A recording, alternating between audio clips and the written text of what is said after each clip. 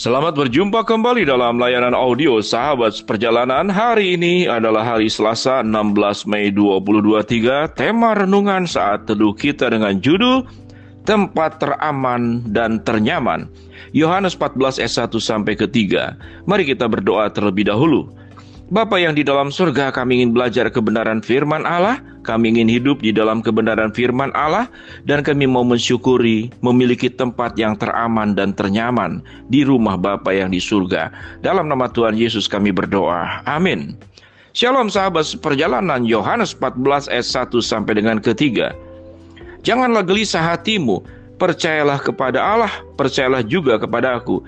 Di rumah Bapakku banyak tempat tinggal. Jika tidak demikian, tentu aku mengatakannya kepadamu, sebab aku pergi ke situ untuk menyediakan tempat bagimu. Dan apabila aku telah pergi ke situ dan telah menyediakan tempat bagimu, aku akan datang kembali dan membawa kamu ke tempatku, supaya di mana aku berada, kamu pun berada. Mari kita berdoa.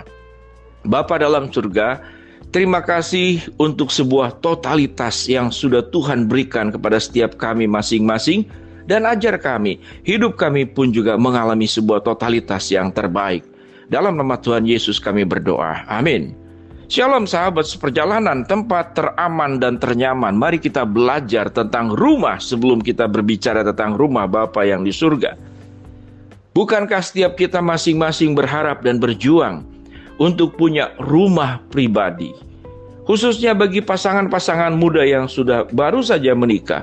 Mereka akan berjuang menyisihkan uangnya agar mereka punya rumah sendiri, sehingga mereka tidak tinggal di rumah orang tua atau rumah mertua. Sekalipun orang mengatakan rumah mertua itu rumah yang indah, belum tentu juga.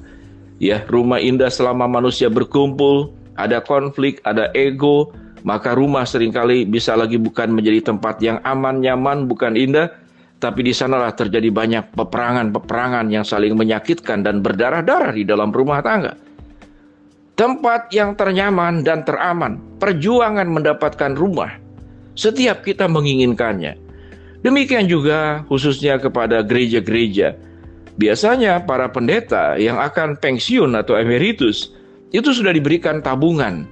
Tabungan setelah masa pensiun selesai, tabungan perumahan akan dibelikan rumah. Walaupun dengan kemampuan gereja yang masing-masing berbeda satu dengan yang lain. Tapi itu diperjuangkan.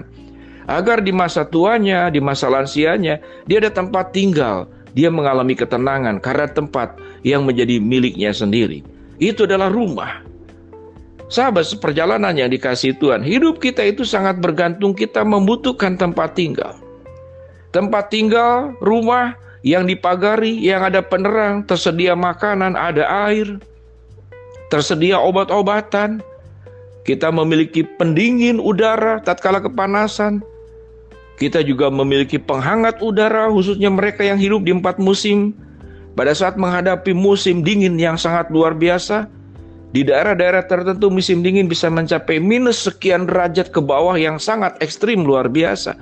Sehingga rumah memang dianggap sebagai sebuah tempat perlindungan. Rumah adalah bagian yang bisa memberikan kita keamanan dan kenyamanan yang tinggal di dalamnya. Dan Yesus memberikan ilustrasi tentang surga itu sebagai rumah Bapa. Aku pergi ke rumah Bapa untuk menyediakan tempat supaya di mana aku berada, kamu pun berada. Betapa luar biasa sebuah kalimat yang diucapkan di awal renungan ini, yaitu bagaimana Allah mengasihi kita dengan totalitas. Kalau yang namanya totalitas, tidak ada satu bagian pun sepenggal kehidupan kita yang tidak diperhatikan Allah. Kalau yang namanya totalitas, Allah mencintai kita, tidak pernah ada yang disimpan. Kalau kemudian kita berbuat sesuatu yang buruk, cintanya pun akan berubah. Totalitas pun bukan berarti ada sebuah timbal balik. Kalau kita beli tiket, harganya harga ekonomi, maka fasilitasnya pun adalah fasilitas ekonomi. Kalau kita membeli fasilitas dengan fasilitas VIP, maka yang didapat pun adalah fasilitas VIP. Tuhan tidak pernah memberikan pembedaan-pembedaan seperti demikian. Allah di dalam diri Kristus Yesus mencintai kita, mengasihi kita dengan totalitas, dengan sepenuhnya. Salah satu totalitas yang diberikan oleh Allah adalah bahwa Allah di dalam dirinya sebagai pribadi yang teraman dan ternyaman. Bahwa rumah adalah gambaran perlindungan tatkala kita menghadapi berbagai macam hal. Rumah adalah tempat di mana kita berlabuh tatkala kita mengalami kekecewaan, tatkala kita mengalami luka-luka kehidupan, tatkala kita kemudian tertolak, orang akan pulang ke rumah. Karena di rumahlah tempat yang ternyaman, tempat yang orang mengalami penerimaan yang paling sempurna. Ya kalau rumahnya rumah tangga yang baik. Tapi rumah adalah gambaran tempat teraman dan ternyaman. Sahabat seperjalanan, di dalam dunia ini setiap hari kita bepergian, memperjuangkan hidup keluar dari rumah, mencari nafkah, studi, sekolah, berjuang untuk menggapai apa yang kita mimpikan. Pergi pagi pulang, kita akan pulang kembali ke dalam rumah. Karena di sanalah tempat yang teraman dan ternyaman. Sekalipun rumah di dalam dunia ini tidak ada rumah yang sempurna. Bahkan sebagian orang rumah menjadi tempat yang sangat menakutkan. Dia tidak pulang ke rumah, dia pindah ke tempat lain. Tapi tempat lain pun adalah bentuknya rumah, di mana kita bisa diterima, dicintai, kita diperlakukan tanpa kemudian didiskriminasi dan dibedakan. Rumah adalah tempat yang teraman dan ternyaman.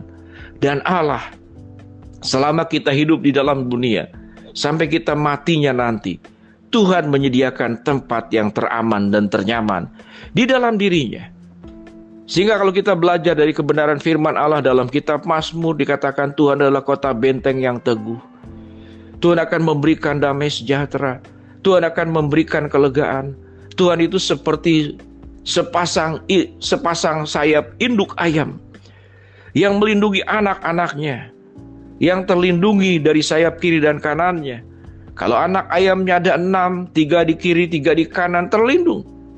Setiap kali ada burung elang atau yang mau memakan anak-anak ayam, maka induk ayam itu akan mengepakkan sayapnya selebar-lebar mungkin dalam rangka melindunginya. Binatang punya insting melindungi anak-anaknya sedemikian luar biasa.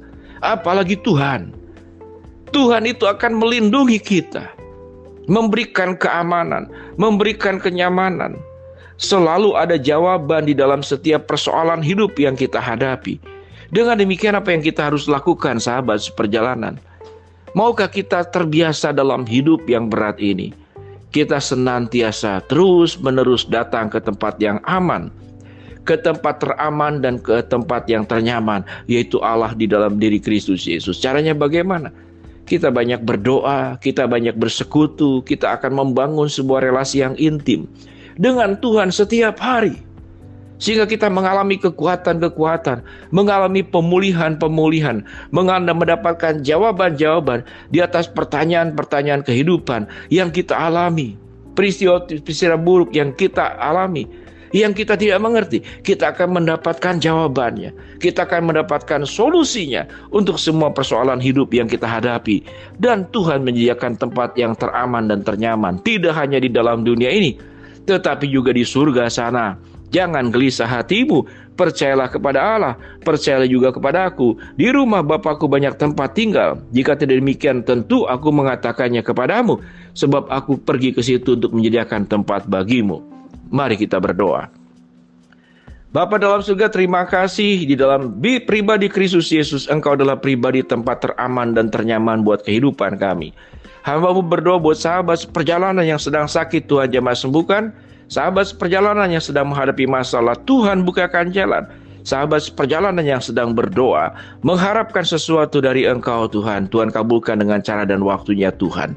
Dalam nama Tuhan Yesus kami berdoa, amin.